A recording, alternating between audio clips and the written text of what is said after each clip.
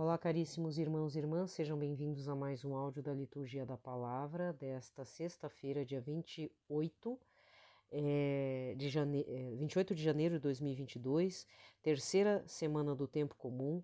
Hoje a cor litúrgica é a branca porque vamos lembrar de São Tomás de Aquino, o doutor Aquinate.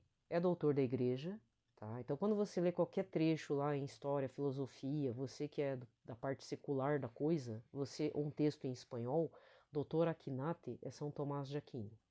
É porque tem algumas pessoas que não vão chamá-lo de santo, né? Porque são protestantes. Então, eu vou chamar de doutor Aquinate, certo? Então, tem essas o Agostinho de Hipona.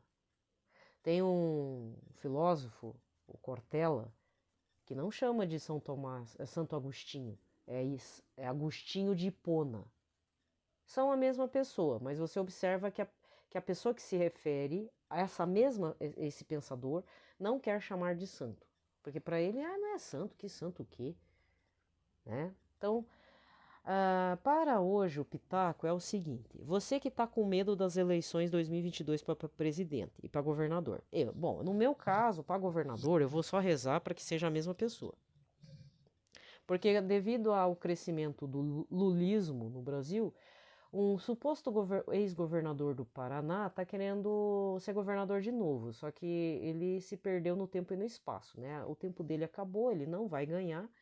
Acredito eu que o Paraná inteiro vai votar no mesmo governador para a reeleição, com a graça do bom Deus, que tem feito um ótimo trabalho aqui. Eu não tenho queixa nenhuma com esse governador aqui do Paraná. Com relação à presidência, e aí vem meu pitaco, se você já está achando que já está vendo, né, que o Lula vai ganhar, porque ele vai ganhar mesmo, gente. Desculpa falar. Desculpa. É questão de realismo mesmo, tá? Tem muita gente que vai votar contra o Bolsonaro. E aí vai colocar qualquer pessoa, e no caso, a qualquer pessoa chama-se Lula. Como eu sou uma pessoa de fé, né? Apesar desse meu mau humor, de às vezes eu estar aqui indignada, chorando, chutando as canelas de todo mundo, eu tenho que ser uma mulher de fé. Então eu digo o seguinte: para Deus nada é impossível. Eu prefiro rezar pela conversão do senhor Lula do que colocar uma criatura dessa que a gente viu que é negacionista da vacina, não estava nem aí pro povo brasileiro, não foi visitar as vítimas de Brumadinho até hoje. Aliás, não foi visitar ninguém, né? Ele não foi resolver problema nenhum, ficou lá nas férias dele, né? Então, é assim. E tem gente que apoia.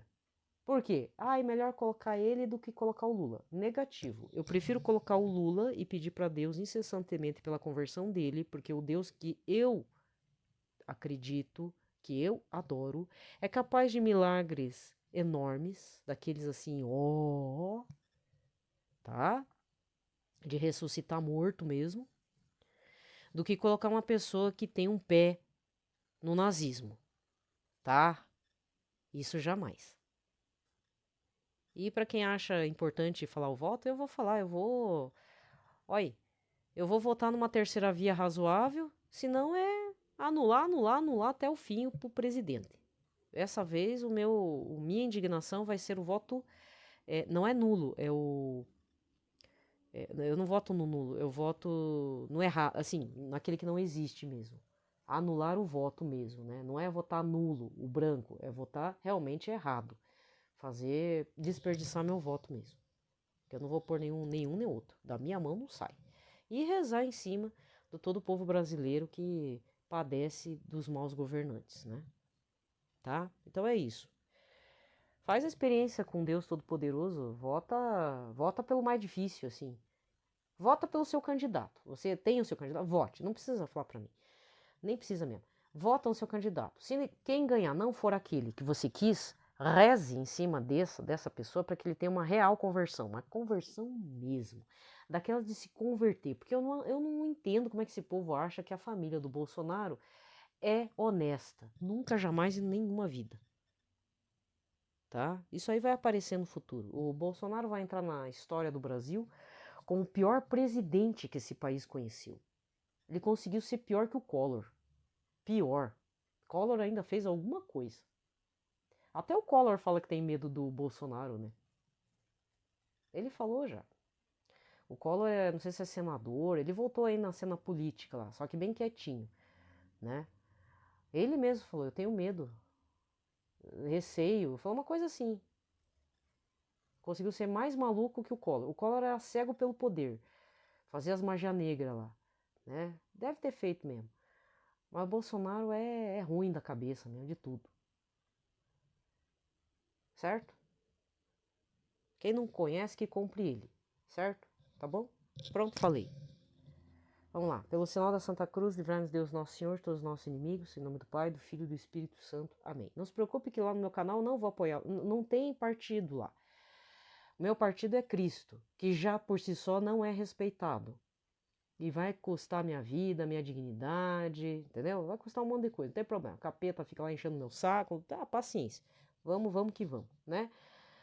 Então, tem gente que tá usando as redes sociais para fazer as defesas. E isso vai virar uma guerra. Eu sugiro, você que gosta de profecia, mas também não se apegar muito, mas para meditar, os apelos urgentes de Nossa Senhora de Anguera, tá? Aqui no YouTube, o do Senhor Pedro Regis. E assim, tem falado muito dessas questões das pessoas tomarem partido, pessoas de dentro da Igreja Católica tomarem partido de coisas seculares. É assim que eu entendi algumas mensagens. E que vão quebrar a cara. Então não é só o pessoal esquerdista, é o pessoal de direita também que vai quebrar a cara. Porque é a partir do pessoal de direita que acontecem as maiores atrocidades. Você acha que é só o pessoal de esquerda que faz confusão? Cuidado, hein? Eu já falei no áudio de ontem. Cuida, eu não apoio esse pessoal aí, tá? Não apoio. Então vamos rezar uma breve consagração ao Sagrado Coração de Jesus, um Pai Nosso, uma Ave Maria, um Glória ao Pai. Ao Papa Francisco, Papa Emérito Bento XVI. Quero, para todos que precisam de nossas orações, eu quero agradecer se vocês têm rezado por mim nessa semana, tá? Desde a semana passada eu tô, de novo, entrei numa crise aí, mas é que foi um assunto que me tirou muito do prumo. Ainda estou abalada, mas graças a Deus sustentada na graça de Deus mesmo, por intermédio de alguém ou alguéms. E se por acaso você rezou, não é para ter dó de mim, não precisa ter dó. Mas se você sentiu vontade de rezar por mim, mesmo não concordando com as coisas que eu falo, eu agradeço muitíssimo, porque ainda estou abalada, um pouco prostrada, mas até não ia gravar os áudios. Hoje é sexta-feira mesmo, mas eu já ia partir para os áudios de sábado e domingo, deixar para trás os áudios que estavam faltando, não ia gravar, mas aí eu pensei, eu vou gravar, nem que fique atrasado de sábado e de domingo de novo. Que a uma hora eu acerto aí o reloginho, né? E não é que vai voltar igual, voltar não volta as coisas, sabe? Às vezes eu penso que eu fico com o coração muito duro, mas eu tenho que lembrar que eu não posso ficar tão com o coração duro, porque aí é ser partidária do inimigo de Cristo, né? Então sempre manter a caridade acontecendo da melhor forma que der na hora, tá bom? Então, ó, eu agradeço bastante. Eu também sou necessitada de orações, né? Da misericórdia de Deus, né? Quem sou eu? Não sou o melhor exemplo para a santidade. Não sei ainda por que eu continuo com esse canal, se eu estou sendo um péssimo exemplo. Mas às vezes eu penso assim, tem tanta gente dando um outro péssimo exemplo na parte política, na parte pessoal.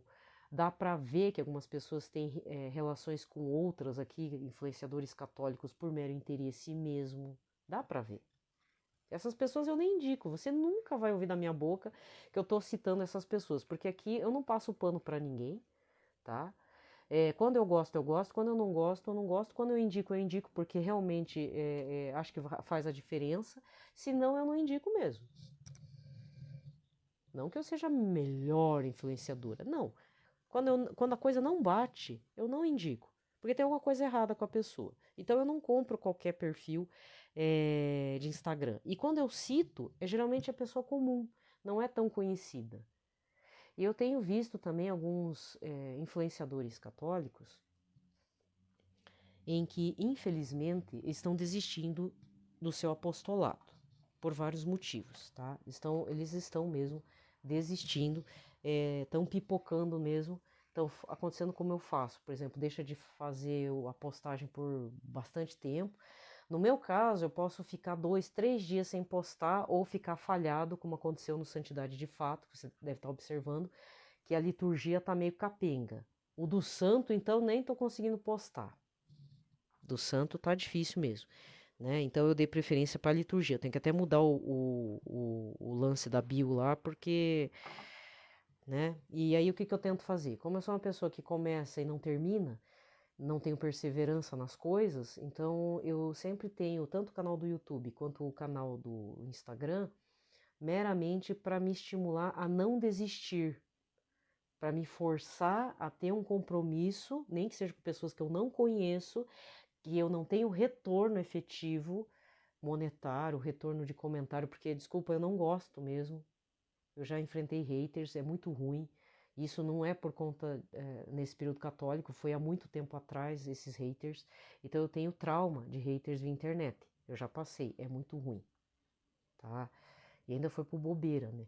Então esse que é o problema.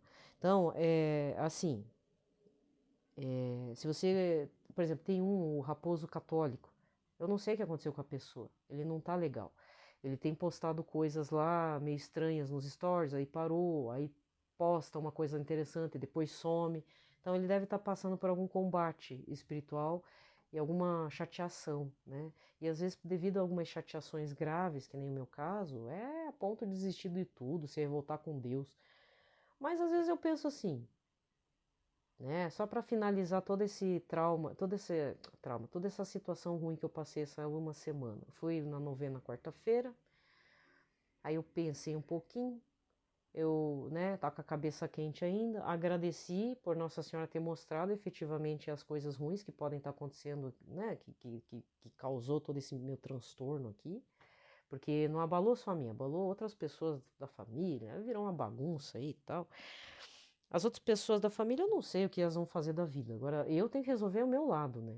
Os meus sentimentos, o que eu tenho que pensar, como que tem que proceder e daqui pra frente o que vai ser. E, e pensando, eu não posso me revoltar com Deus, porque querendo ou não, eu já estava vendo os sinais, eu só não queria acreditar. Isso que é mais duro, né? E a graça de Deus sempre esteve com a gente. Não vai ser agora que as coisas vão. E se piorar é aquela coisa, saiu, sei lá, a gente descobriu um ninho de barata no meio da casa. A sensação foi essa, foi a hora de abrir um tampo lá, saiu um monte de barata suja. Que essa que foi a sensação que me deu mesmo. Deu muito nojo numa situação aí. E aí, tá, o que que a gente faz? Vai gritar, virar. Desculpa você se tem medo de barata, tá? Eu não tenho mais medo de barata.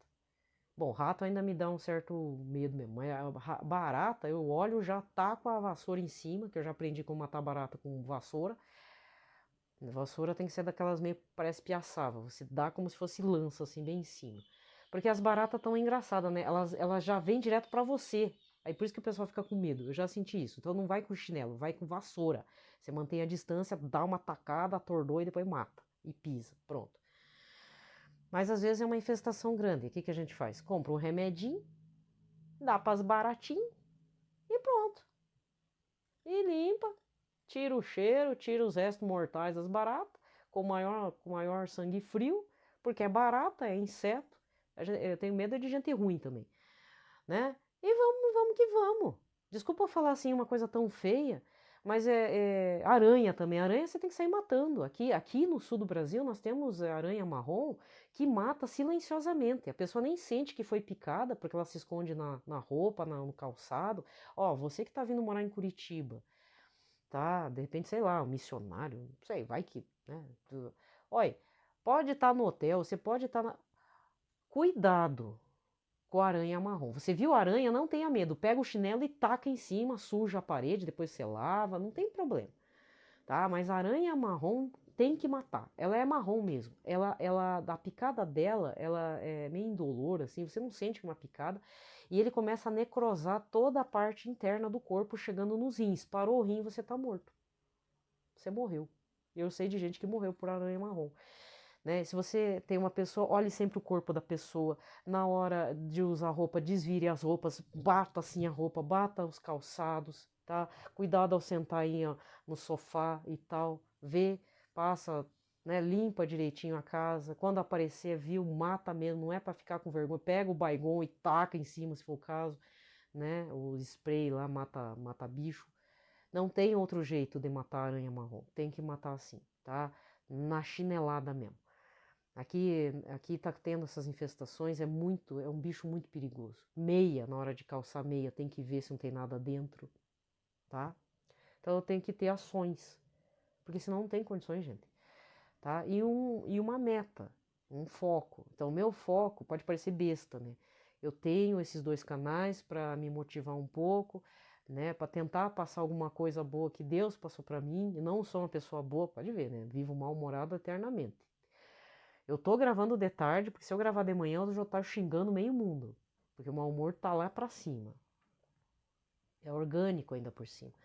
Então, aí o que acontece? Aí eu gravo, ainda assim, tô aqui mal-humorado. Você não tá ouvindo essa semana uma voz mais alegre. Eu tava até contando piada esses dias. Mas eu vou me manter firme com o mau humor mesmo, né? Então, dar um parecer no sentido, eu preciso perseverar em alguma coisa que vale a pena. Nem que seja algo que seja pra mim, né? Que ninguém vai ouvir. Mas estranhamente eu tenho observado que as pessoas têm me ouvido, têm acessado os vídeos do YouTube. Eu acho interessante. Eu tenho um canal desde 2018. Tinha época, tinha ano que ninguém ia lá curtir, porque eu não pedia e não peço mesmo. Aí o que que acontece? Não, curtir vocês não curtem mesmo. Agora, visualizar eu sei também. E de uns tempos pra cá, teve uns áudios que eu fiz que tinha 20 visualizações. Pra mim é muita coisa. Eu falei assim, ué, mas quem que tá visualizando tanto assim? O que tá acontecendo, né? Eu particularmente fico com medo, eu não gosto muito. Se você quer me ouvir, baixa o áudio, né? Se você tem um plano premium aí do YouTube, baixa, pra eu não saber. Pode baixar, não tem problema. Só cuida com o que você vai usar aí, minhas palavras aí antibolsonaristas, porque aí não dá, né, gente? Aí é pegar pesado. Essas questões assim, eu dou minha opinião para desopilar o fígado, tá? É minha opinião mesmo, mas não é para convencer ninguém. Eu sou que nem o Faustão fala. Falei, cara, vai lá, usa a tua cabeça para votar. Cada um tem consciência, mesmo que seja meio analfabeto aí, sabe? Mas também não adianta, a gente que sabe escrever e ler mais ignorante que o homem lá que tem a sabedoria de vida, né? Então tem tudo isso também, certo? Então vamos lá, gente. Vamos rezar e seguir o baile aí. Eu falei seguir o baile em fevereiro, acho que vai dar o quê? 4 anos? É o falecimento do Boechat, né? Esse eu rezo. O, o jornalista da Band, era o principal. Olha, parte de jornalismo, Boechat e Band é sinônimo, né? Eram sinônimos. Aquele repórter lá, o âncora de jornalismo, que sofreu um acidente gravíssimo de helicóptero no meio nossa, no meio de uma avenida, de um viaduto. Coisa horrível aquilo, gente. Né? Ele, por incrível que pareça, o acidente dele foi num dia de Nossa Senhora de Lourdes. Isso foi em fevereiro. E se não me engano, foi antes do coronavírus, bem antes. Então acho que é 4 anos. Porque Brumadinho foi no ano depois. Brumadinho deu 3 anos esse ano. Então o Boechat é 4, 5 anos, uma coisa assim, né? Ele, o Paulo Henrique Amorim, que eu sei que ele era de esquerda, o Paulo Henrique Amorim era de esquerda mesmo, era lulista. Mas mesmo assim fazem falta, sabe? É o tipo de jornalista que, mesmo independente da escolha religiosa ou política, do que acredita, o trabalho deles não vai ter outra pessoa que vá fazer no mesmo esquema, no mesmo amor, na mesma paixão, com a mesma inteligência, desenvoltura e tudo mais. Sabe? Eu sinto muita falta da voz do Boechat, da voz do Paulo Henrique Amorim, né? E de tantos outros que é muito triste. São profissionais que fazem falta, porque não tem outro, não tem como substituir. É a mesma coisa Jô Soares, que não morreu, mas está recluso, né? Ele jamais vai se entregar para a rede social. Jô Soares, ele fazia entrevistas com 3 pessoas na mesma noite ele fazia. Dá para ver que ele fazia 3 pessoas no ao vivo ou gravado, não importa, ele fazia. Aí quando ele saiu de cena, os caras que vieram para assumir esse papel só conseguem entrevistar uma pessoa. Para você ver como o Jô Soares era um cara inteligente. É um cara inteligente, é um cara com desenvoltura, sabedor de muitas coisas, chato, mas divertidamente chato. Eu falo isso porque eu citei o Faustão, né? Eu tava com muita saudade do Faustão. Você pode não gostar dele, pode ter reclamado dele nesses anos todos, ele formou gerações daquele jeito, mas na hora que ele caiu fora, que na verdade pincharam ele fora da emissora, quem que substituiu ele, que é uma pessoa que eu não gosto, morreu domingo. E aí, a maior sacada da TV lá, que acolheu o programa dele, do Faustão, olha, o cara trouxe o domingo para acontecer de segunda a sexta à noite. Entende? Porque pode ter certeza, o Faustão está tentando formar o filho dele como comunicador, mas ele é insubstituível. Não tem quem tire ele pelo que ele é, não é pelo profissional que ele é. Ele é integral, o Faustão é aquela pessoa mesmo, e as pessoas falam muito bem dele. Muitos profissionais, muitas celebridades gostam muito do Faustão, porque o Faustão, ele é realmente o que ele é. E se ele chegou nesse topo, a ponto de ser disputado, voltar para a emissora original, depois de 30 anos praticamente, tem que ter muito cacife, né? Muito respaldo, certo? E assim é também aqui no meio, né, do meio católico. Por outro lado, o que também forma boas pessoas? A graça de Deus. Se não fosse pelo Espírito Santo, a gente não teria ainda santos em tempos atuais. E eu acredito que tenha, e esses santos são os santos anônimos, como dizia Papa Bento XVI, certo? Gente, então vamos lá. Meu amável Jesus, para vos testemunhar meu reconhecimento em reparação das minhas infidelidades, eu vos dou meu coração, consagrando-me inteiramente a vós e proponho com vossa graça nunca mais vos ofender. Pai nosso que estais nos céus, santificado seja o vosso nome, venha a nós o vosso reino, seja feita a vossa vontade, assim na terra como no céu. O pão nosso de cada dia nos dai hoje, perdoai-nos as nossas ofensas, assim como nós perdoamos a quem nos tem ofendido. Não nos deixeis cair em tentação, mas livrai-nos do mal. Amém. Ave Maria, cheia de graça, o Senhor é convosco, bendita sois vós entre as mulheres, bendito é o fruto do vosso ventre, Jesus. Santa Maria, Mãe de Deus, rogai por nós, pecadores, agora e na hora de nossa morte. Amém. Glória ao Pai, ao Filho e ao Espírito Santo, como era no princípio, agora e sempre. Amém. A primeira leitura de hoje é o segundo livro de Samuel 11, versículos de 1 a 4, de 5 a 10 e de 13 a 17. No ano seguinte, na época em que os reis costumavam partir para a guerra, Davi enviou Joabe com os seus oficiais e todo Israel, e eles devastaram o país dos amonitas e sitiaram Rabá. Mas Davi ficou em Jerusalém. Ora, um dia, ao entardecer, levantando-se Davi de sua cama, pôs-se a passear pelo terraço de sua casa e avistou dali uma mulher que se banhava. Era uma mulher muito bonita. Davi procurou saber quem era essa mulher e disseram-lhe que era Betsabeia, filha de Efiã, mulher do hitita Urias. Então Davi enviou mensageiros para que a trouxessem. Ela veio e ele deitou-se com ela. E em seguida Betsabeia voltou para casa. Como ela concebesse, mandou dizer a Davi: estou grávida. E Davi mandou esta ordem a Joabe: manda-me Urias o hitita. E ele mandou Urias a Davi. Quando Urias chegou, Davi pediu-lhe notícias de Joabe, do exército e da guerra. E depois disse-lhe: desce à tua casa e lava os pés. Urias saiu do palácio do rei, em seguida este enviou-lhe um presente real. Mas Urias dormiu à porta do palácio com os outros servos do seu amo e não foi para casa. E contaram a Davi, dizendo-lhe: Urias não foi para sua casa. Davi convidou para comer e beber à sua mesa e o embriagou. Mas ao entardecer ele retirou-se e foi se deitar no seu leito em companhia dos servos do seu senhor e não desceu para sua casa novamente. Na manhã seguinte, Davi escreveu uma carta a Joabe e mandou-a pelas mãos de Urias, e dizia nela: colocai Urias na frente, onde o combate for mais violento, e o abandonai para que seja ferido e morra.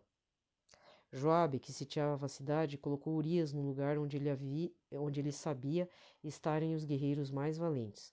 Os que defendiam a cidade saíram para atacar Joabe, e morreram alguns dos exércitos da guarda de Davi, e morreu também Urias o hitita. Palavra do Senhor. Salmo de hoje é o 50, com o refrão: misericórdia ao Senhor, porque pecamos. Tende piedade, ó meu Deus, misericórdia. Na imensidão de vosso amor purificai-me, lavai-me todo inteiro do pecado e apagai completamente a minha culpa. Misericórdia ao Senhor, porque pecamos. Eu reconheço toda a minha iniquidade, o meu pecado está sempre à minha frente. Foi contra vós, só contra vós que eu pequei, e pratiquei o que é mal aos vossos olhos. Misericórdia ao Senhor, porque pecamos. Mostrai assim quanto sois justos na sentença e quanto é reto o julgamento que fazeis. Vede, Senhor, que eu nasci na iniquidade, pecador já minha mãe me concebeu. Misericórdia ao Senhor, porque pecamos. Fazei-me ouvir cantos de festa e de alegria, exultarão estes meus ossos que esmagastes. Desviai o vosso olhar dos meus pecados e apagai todas as minhas transgressões. Misericórdia ao Senhor, porque pecamos. Evangelho de hoje, Marcos 4, versículos 26 a 34. Naquele tempo, Jesus disse à multidão: O reino de Deus é como alguém espalha a semente na terra. Ele vai dormir e acorda noite e dia, e a semente vai germinando e crescendo, mas ele não sabe como isso acontece. A terra por si mesma produz o fruto, primeiro aparecem as folhas, depois vem a espiga e por fim os grãos que enchem a espiga. Quando as espigas estão maduras, o homem mete logo a foice, porque o tempo da colheita chegou. E Jesus continuou: Com que mais poderemos comparar o reino de Deus? Que parábola usaremos para representá-lo? O reino de Deus é como um grão de mostarda que, ao ser semeado na terra, é menor de todas as sementes da terra. Quando é semeado, cresce e se torna maior do que todas as hortaliças e estende ramos tão grandes que os pássaros do céu podem abrigar-se à sua sombra. Jesus anunciava a palavra usando muitas parábolas como estas, conforme eles podiam compreender, e só lhes a falava por meio de parábolas, mas quando estava sozinho com os discípulos explicava tudo. Palavra da salvação. Aqui termina a liturgia da palavra e vamos recordar o evangelho deste último domingo, dia 23 de janeiro, terceiro do tempo comum. Lucas capítulo 1, versículos de 1 a 4 e depois capítulo 4, versículos 14 a 21. Eu vou só fazer uma observação da primeira leitura, tá? Na primeira leitura, nós vemos aqui um pecado grande do rei Davi. É aqui que começa um deslize grande que ofende o coração de Deus. E aí o profeta não é mais Samuel, Samuel já morreu. Eu não lembro se é Natã, o outro profeta que ouve a voz de Deus, e esse profeta é que vai dar uma chamada em nome de Deus pelo erro de Davi. E Davi ainda vai falar: não, eu não errei. Errou sim, né? E ao contrário de Saul, Davi chora depois. Então é só ver a sequência aí do que vai acontecer. Mas nós sabemos já que houve aí uma traição grande por parte de Davi. Urias era tão fiel ao seu rei que ele era tão zeloso que ele não foi para casa, ele desobedeceu às ordens reais, ele não foi lá visitar a mulher. Então, errado por errado, penso eu que faltou discernimento mesmo pro Davi, porque Davi era rei, e se Urias era tão apaixonado, tão zeloso pelo seu senhor, se Davi dissesse: olha, eu tomei posse da sua esposa e eu cometi um pecado, seria um escândalo, né? Seria um escândalo entre o exército, tudo, mas ainda ninguém ia falar nada porque Davi é Davi, né? Rei é rei. Então, errado por errado, eu acho que faltou foi discernimento, porque o pecado leva à morte, mas se a partir do momento que a gente também assume que errou e fala: olha, Urias, aconteceu o seguinte, me apaixonei pela sua mulher e eu a tomei posse. E ou dê sua opinião ou me obedeça, me dê sua mulher. Pronto, acabou. Urias ia dar a mulher, provavelmente, com tristeza no coração, mas ia dar, certo? Mas entre ofender ao seu senhor, a qual ele era devotado, né? Era melhor do que essa desculpa falar esse termo, essa sacanagem que o rei Davi fez com Urias, porque Urias era era o soldado mais fiel do rei Davi de forma silenciosa. E o que o rei Davi fez? Assassinou ele. Mandou jogar na parte mais ruim da guerra, né? Então, assim, gente, se você tem acompanhado, não aqui a liturgia, mas se você tem acompanhado todas as primeiras leituras desse início do tempo comum, nós já vimos o nascimento do profeta Samuel, depois o estabelecimento do reinado do rei Saul, depois a pisada de bola do rei Saul, a escolha do do futuro rei que é Davi, e rei Davi lutando contra Saul, e tendo todas aquelas coisaradas lá, todos aqueles embustes e tal. Davi passou por provas até piores, né? Poderia ter matado o rei Saul e não matou, mas o engraçado é que quando é a pessoa que nos serve, ele matou, né? Então esse foi o grande pecado do rei Davi. E mesmo assim ele se arrependeu. Essa criança do ventre de Betsabeia morre. Betsabeia dá a luz depois ao rei Salomão. Aí outro detalhe, certo? Mas rei Davi, sempre rei Davi, tá? Rei Davi sempre vai ser o rei Davi. Alguém mais peca perto de Jesus? Sim. A questão entre... Porque aqui existe uma dualidade. Ou você age como rei Saul, ou você age como rei Davi. Pecar, os dois pecaram do mesmo jeito, tá? Eles pecaram. Não tem jeito. Pecaram feiamente e tal. E Jesus? Tem, ou você é o Judas, ou você é São Pedro. Os dois pecaram gravemente. Um, traidor total, recebeu em moedas. O outro, negou Jesus. Por ter negado Jesus, ele entra num sentimento, um sentimento de culpa, tenta voltar para a vida dele e sabe que Jesus ressuscitou, mas não apareceu para ele, entra numa deprê e Jesus aparece de novo e fala: Pedro, tu me amas? Pedro, tu me amas? Pedro, tu me amas, né? E Pedro com o coração magoado. A coisa só melhora quando tem o cenáculo, quando vem o Espírito Santo, né? O fogo do Espírito Santo dentro do cenáculo, com todo mundo dentro, todo mundo com medo, fugindo de todo mundo, com medo de ser preso, morto e tal. E aí vem uma efusão grande do Espírito Santo, onde Nossa Senhora também estava lá rezando, e todos recebem o ardor, né? E aí vem um ardor missionário. E Pedro toma a palavra, o Pedro medroso, o Pedro que se sentia culpado, o Pedro pecador que se arrependeu, e chega lá e fala: irmãos! Isso é em Atos dos Apóstolos já, né? E aí, tomado pelo Espírito Santo, São Pedro, né? Ele faz e acontece toda a missão pós Jesus morto e crucificado e ressuscitado e subido aos céus. Entende? Então, essa é a questão. Muitas vezes nós estamos nessa situação de Saul e Davi. E a gente sempre vai pecar, gente, não adianta. E Judas e Pedro. E não é uma vez. Às vezes pode acontecer um fato que seja a última vez que vamos ser de Cristo ou que vamos estar no pecado. Mas existe sempre as várias situações que entramos nessa encruzilhada. Judas, Pedro, Saul, Davi. Saul nunca se arrependeu. Por isso que Deus ficou nervoso, Deus tirou a realeza dele, tirou a graça dele sobre Saul, e Saul entrou em desgraça. E a desgraça foi tanto que o que aconteceu? Até o filho dele morreu. O neto sobreviveu aleijado. E ainda passou vergonha lá na frente, lá com o rei Davi, né? Entende? Jonatas era devotado a Davi, mas isso não o salvou da morte, junto do pai Saul, porque ele era da linhagem, né, de Saul. Deus já não queria mais essa linhagem. E quando chega em Jesus, se lembra ainda do rei Davi. Rei Davi, rei Davi. O rei Davi chegou, e aí vem que Jesus não é o rei Davi, é o príncipe da paz, né? E não é essa paz que eles queriam. Aliás, como eu já falei para vocês, gente, se você pega toda a história da Mesopotâmia, todo o povo lá, dessa região aí, que hoje é Iraque, Irã, Jerusalém, lá, Israel, é um povo muito belicoso. Ou você acha que o povo fica atirando bomba lá na faixa de Gaza porque ai, que incômodo. Não, eles gostam de sair jogando bombinha mesmo.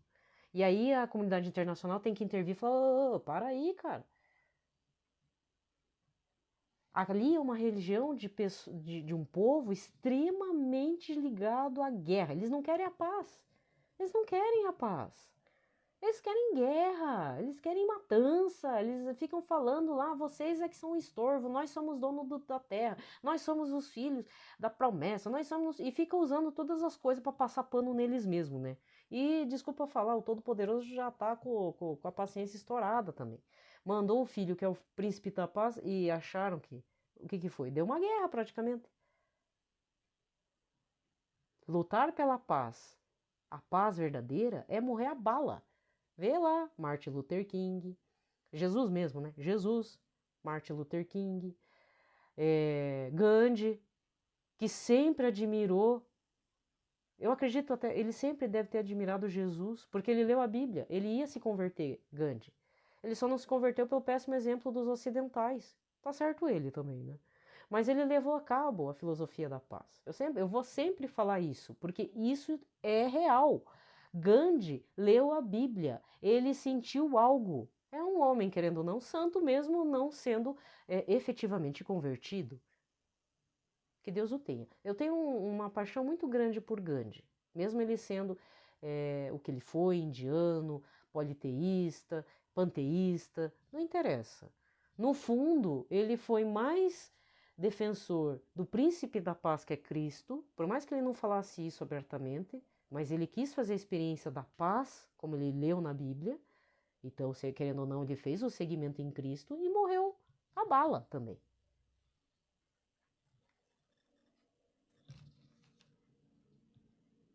Gente, desculpa falar, a gente que está nesse caminho, nós vamos passar por um martírio branco, vermelho, negro, invisível, o que for, nós vamos passar por isso. Gente, eu vou me despedindo por aqui, desejo a todos um ótimo dia, noite, tarde, não importa. Fiquem em paz na paz de Cristo, agradeço muito por todas as orações, pelas preocupações, tento rezar por todos aqui também, né, que não tá fácil para ninguém. Né? E mesmo com o meu mau humor, eu gostaria que vocês tivessem uma vida mais alegre. Porque assim, não é porque eu tô com mau humor que às vezes eu não tenho meus momentos alegres. Eu tenho. É que organicamente eu sou também assim, né? Então tem dia que eu tô. E não adianta falar que o cristão tem que ser alegre. Sim, de fato, Jesus é alegria, né? Mas eu não cheguei ainda nesse ponto, né? Eu espero chegar. Não estou dizendo que não estou negando nem passando pano para mim. Eu espero chegar. Tudo é uma luta e um combate, né? Mas se é para incomodar todo o meio de campo, então eu prefiro ser esse incômodo também, esse sinal de incômodo, né? Posso estar sendo errada, mas por incrível que pareça, eu tenho colhido frutos. É isso que eu acho interessante. Então eu acredito, posso estar errada, mas estranhamente eu acho que eu estou no caminho certo, né? Então não é uma passada de pano, é uma questão de perseverança para aquele que me concedeu outra chance de viver e não morrer. Então, se tem também alguns desafetos meus que eu que tivesse morrido, olha, por enquanto vocês vão ter que me aguentar aí, porque eu não morri não, viu? E olha que eu tenho, viu? Eu sei de outras pessoas assim, abertamente falando, que queriam me ver comendo a grama pela raiz, mas olha, vocês não vão me ver não. Ah, não vai não. Não vou deixar, né? Não vou dar esse gostinho, certo? Tá bom? Um abraço a todos.